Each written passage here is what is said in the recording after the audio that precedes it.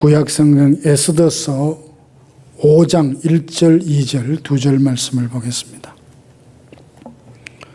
에스더서 5장 1절 2절 말씀입니다.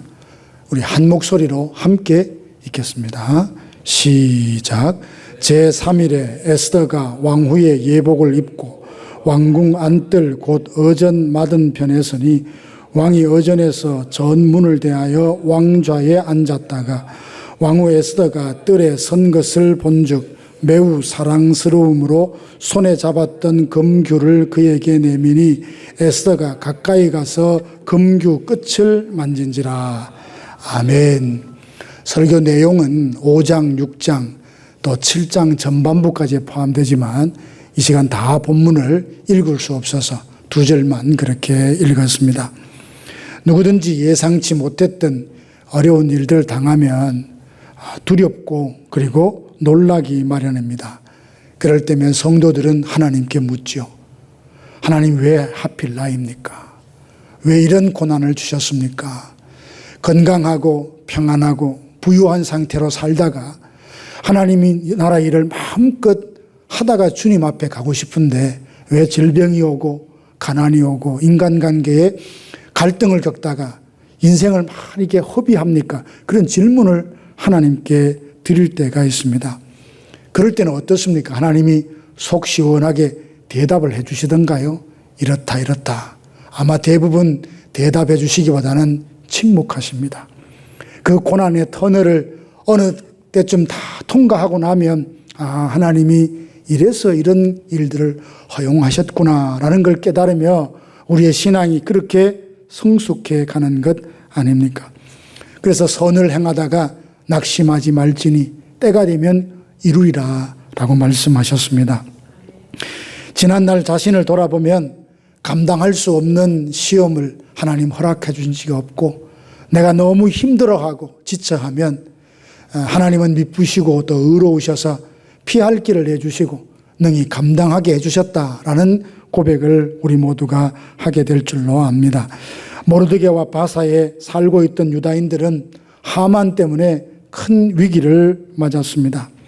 이때를 위해 하나님께서 에스더를 준비해 주셨는데 정녕 에스더는 자기가 왜 왕후가 되었는지 그런 상황에서 위기 상황에서 어떤 역할을 해야 될지도 몰랐죠. 근데 모르드게의 권면을 통해서 자기 사명을 깨닫고 죽으면 죽으리라 그렇게 각오하고 3일 동안 금식하며 기도합니다. 기도하지 않고 문제를 해결하려는 것도 문제지만 기도만 하고 아무것도 하지 않으려는 것도 문제입니다.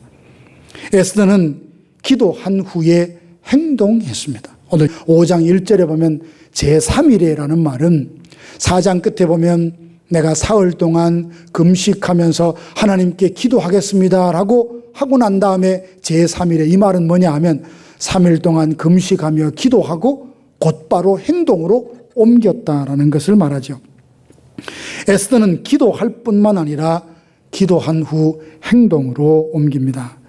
에스더에게는 자기 자신과 유다 민족의 생명이 그 어깨에 지금 다 짊어져 있습니다. 왕 앞에 나아간다 기도했지만 실제로 어떤 상황이 벌어질지 모르니 얼마나 두려웠겠습니까? 에스더에게는 이런 두려움 그리고 하나님이 또서 일하실 것에 기대감 여러 가지 마음이 혼란스럽게 그 마음을 가득 채우고 있었을 것입니다.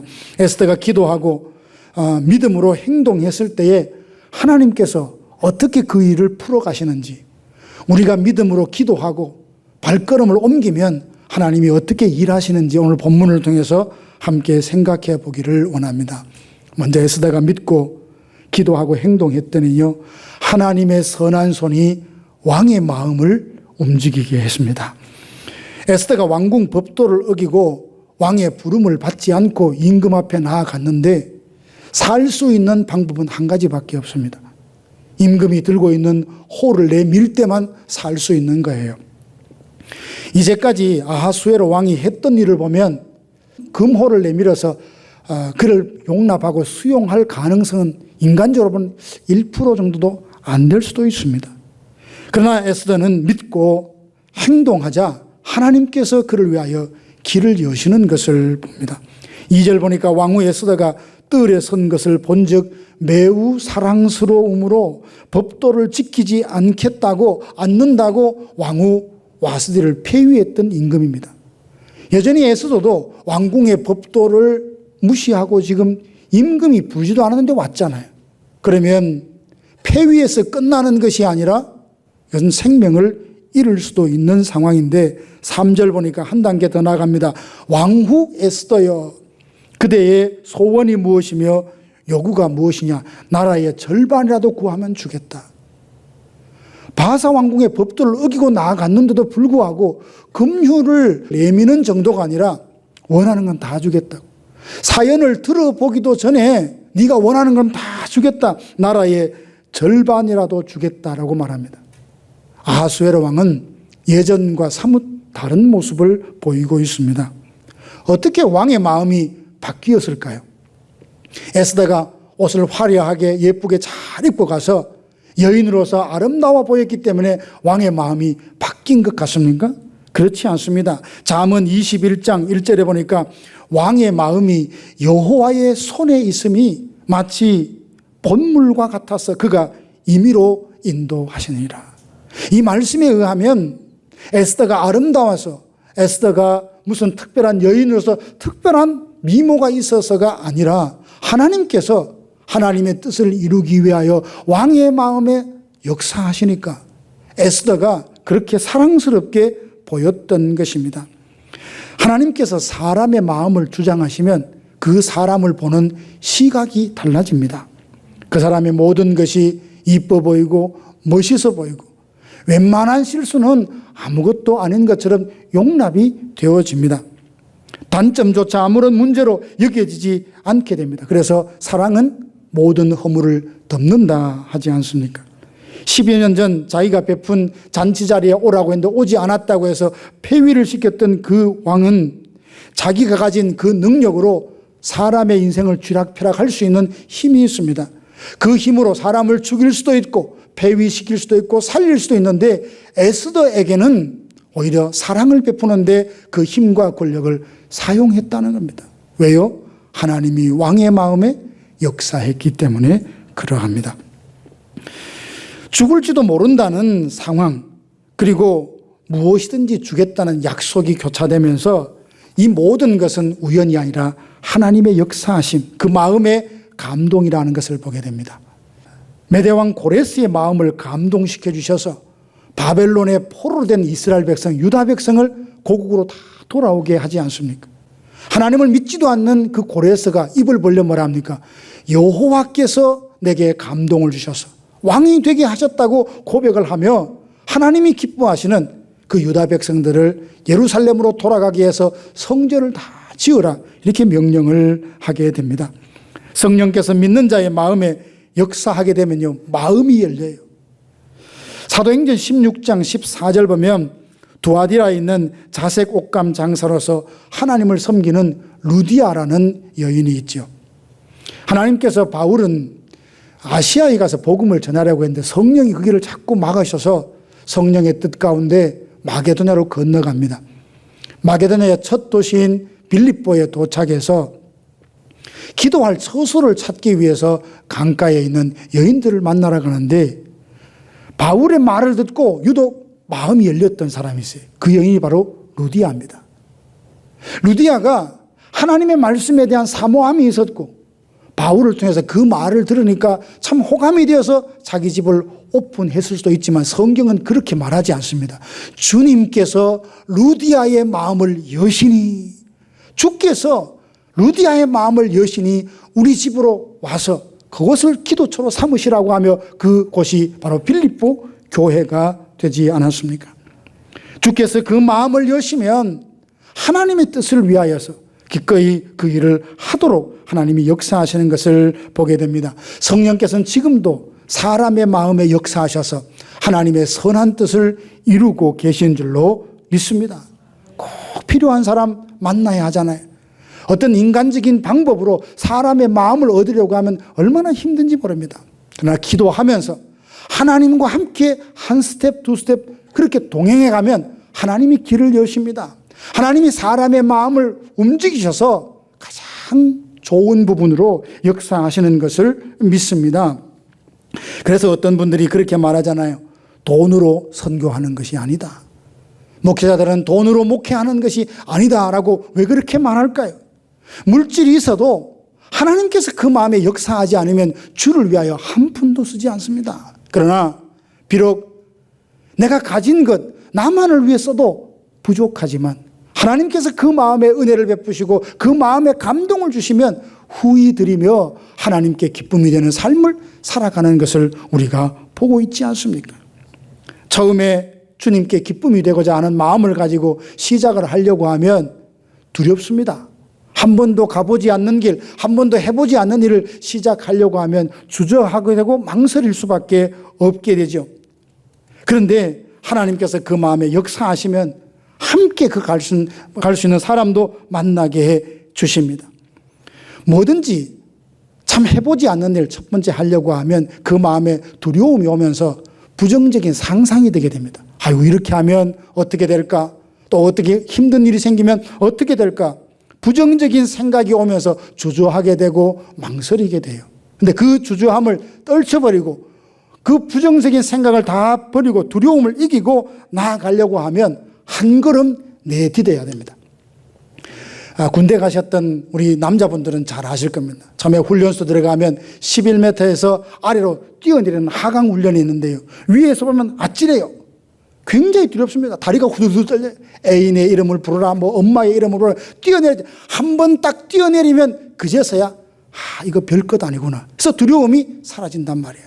우리가 주를 위해서 뭘 하려고 하면 사탄은 미래에 대해서 부정적인 상상, 이게 실제로 일어나는 것처럼 자꾸 마음을 우리를 힘들게 해요. 그래서 주저하게 만들고 망설이게 만들고 그러다가 기회를 놓치게 하는데 하나님이 기뻐하시는 뜻이다. 하나님이 원하시는다 그러면 먼저 한 발자국 내디디면 두려움이 점점 사라지면서 부정적으로 생각했던 거 다 기우구나 하고 하나님께서 새로운 일을 해나가시는 것을 우리가 경험하게 됩니다. 광야를 좋아할 사람이 누가 있겠습니까? 그러나 광야를 통과하면서 깨닫는 은혜가 있어요. 광야에서 하나님께서 만나주신 것을 경험했잖아요. 반석을 깨뜨리고 샘이 솟아나는 것을 경험했잖아요. 구름기둥, 불기둥을 경험했잖아요.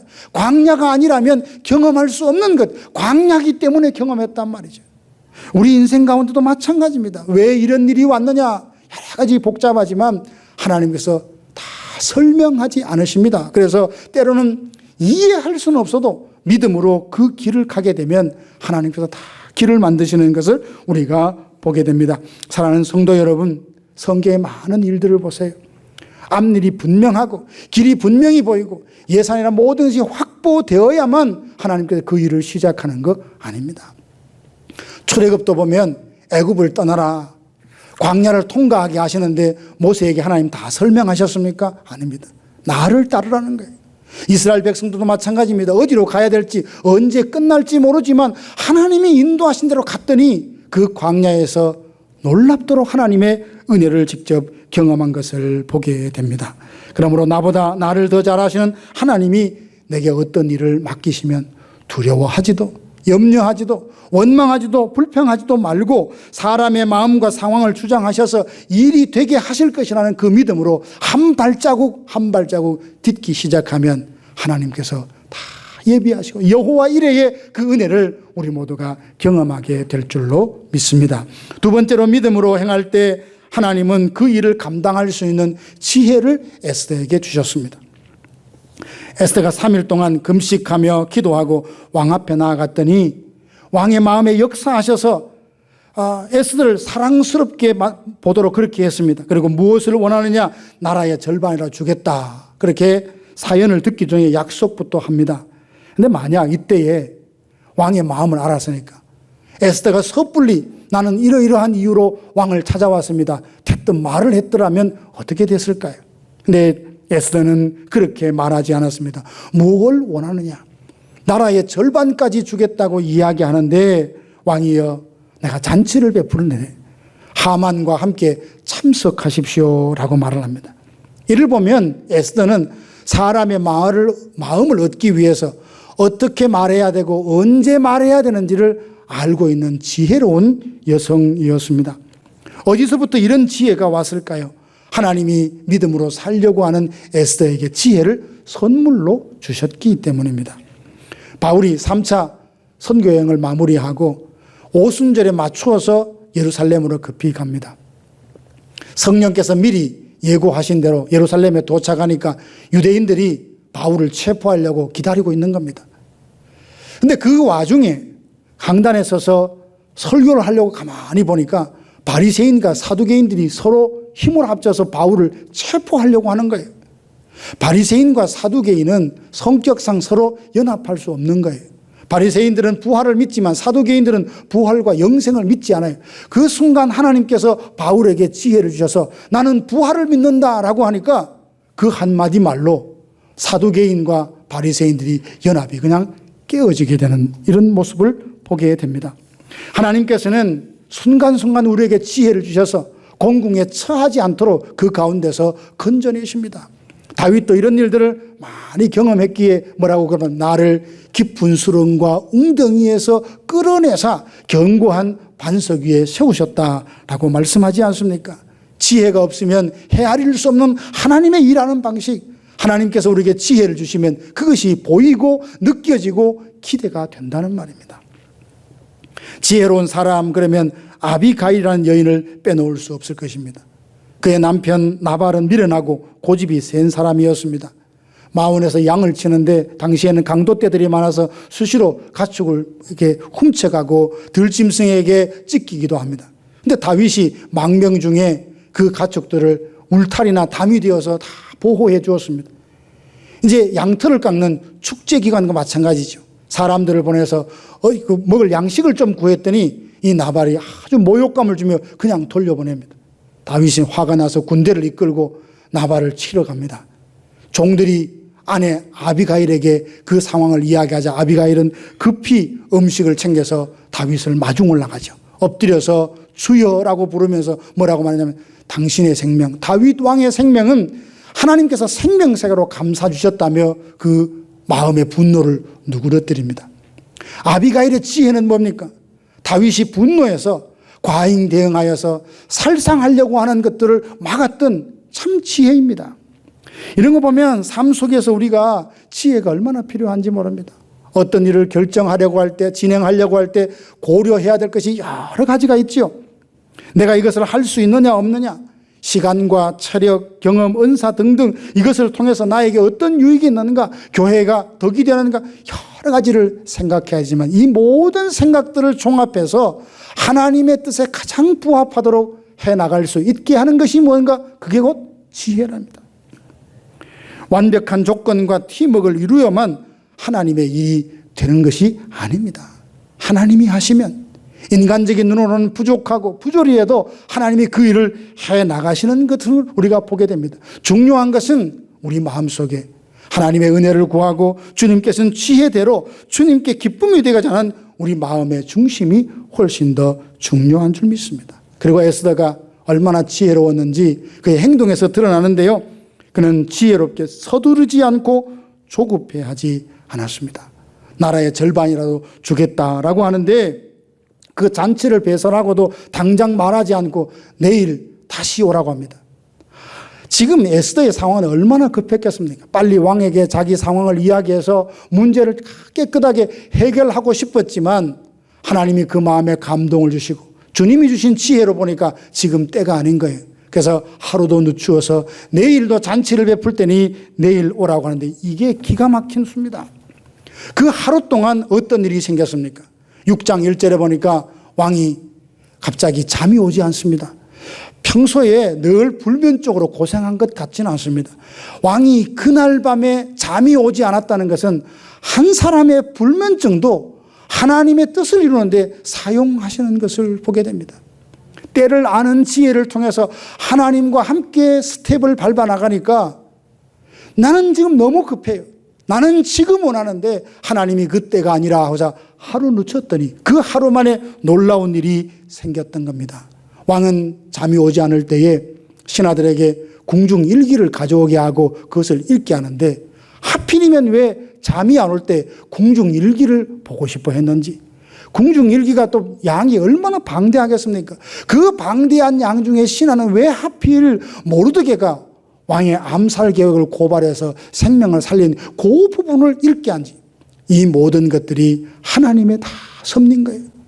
하나님의 이름이 없어요. 하나님이 이렇게 하셨다는 언급 없지만 하나님이 아니고는 하실 수 없는 일들이 진행됩니다.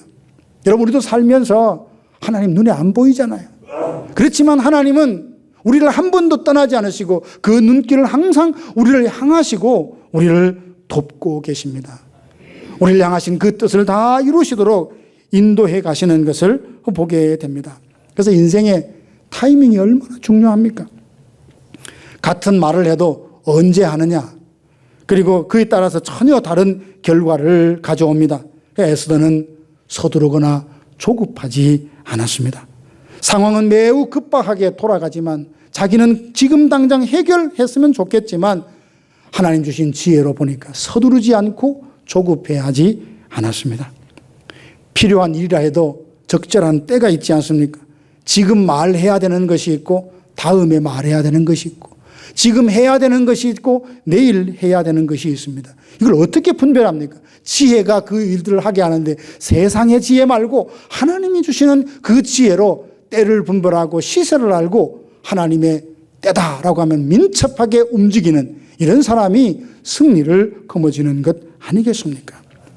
저는 춤을 잘 모릅니다만은 춤을 상대방이 잘 치려고 하면 서로가 스텝이 맞아야 되잖아요.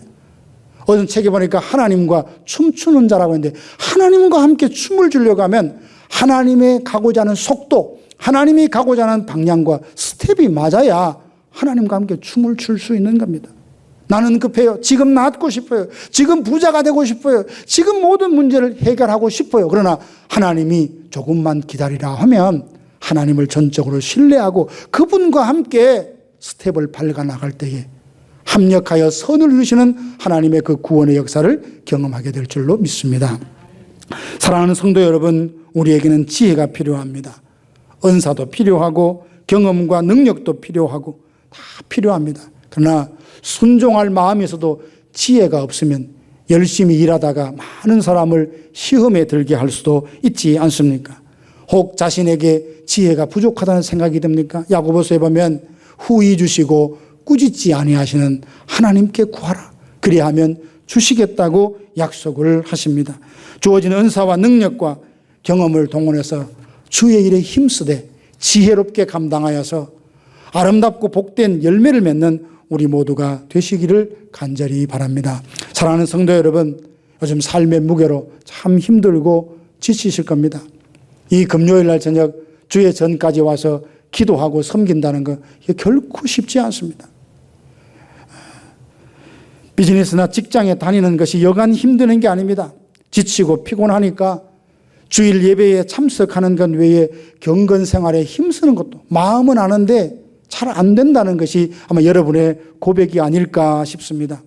마음이 없어서가 아니라 상황과 여건이 주어지지 않으니, 시간은 있다고 하지만 마음의 정서가 다 고갈되어 버리니 개인 경건 생활이 힘들 줄 압니다. 하나님은 우리를 잘 아십니다.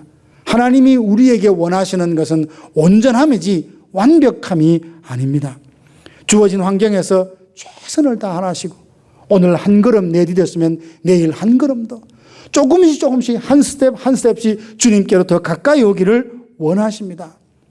예수님께서 약속하지 않았습니까? 무엇이든지 내 이름으로 구하면 내가 시행하리라. 이게 얼마나 큰 위로가 되는지. 하나님께서 명령하시고 우리 힘과 지혜를 총동원해서 우리 힘으로 그 길을 걸어야 한다면 아무도 그 길을 걸을 사람이 없을 것입니다. 하나님은 비전을 보여주시고 길을 보여주시되 그 길을 걸어갈 수 있는 힘과 지혜도 주시고 함께 동행할 수 있는 동력도 주실 뿐만 아니라 하나님이 친히 우리를 인도해 가셔서 그 길을 걸어가게 하십니다. 에스더를 보십시오. 지위는 왕후지만 자신이 할 수 있는 일이 아무것도 없었습니다. 자기만 바라보고 있을 때는 할 수 없다는 대답을 했지만 하나님을 바라보면서 죽으면 죽으리라고 나서지 않습니까? 결국 우리가 소망을 두어야 될 것은 힘 있는 사람이나 그 누구도 아닙니다. 나의 젊음도, 나의 부유함도, 나의 능력도 아닙니다. 시간이 지나면 그건 다 없어지고 사라질 것들 아닙니까? 우리가 소망을 둘 것은 하나님 한 분밖에 없습니다. 그분께 믿음으로 구했다면 이제 행동으로 옮기십시오. 왕의 마음에 역사하셔서 에스더를 사랑스럽게 보이게 하시고 에스더로 하여금 지혜를 주셔서 상황과 때를 분별하고 그리고 언제 어떻게 해야 될지를 알게 하셨던 지혜, 기도하고 행동으로 옮길 때 하나님이 그녀에게 허락해 주셨습니다. 우리에게도 지혜가 필요하고 사람의 마음을 움직여서 주의 뜻을 이루는 걸 다 원하신다면 기도만 하지 말고 기도하고 믿음으로 한 걸음 두 걸음 나아가 하나님이 미리 예비하신 그 축복의 놀라운 것이 어떠함을 맛보아하는 우리 모두가 되기를 주님의 이름으로 축복합니다.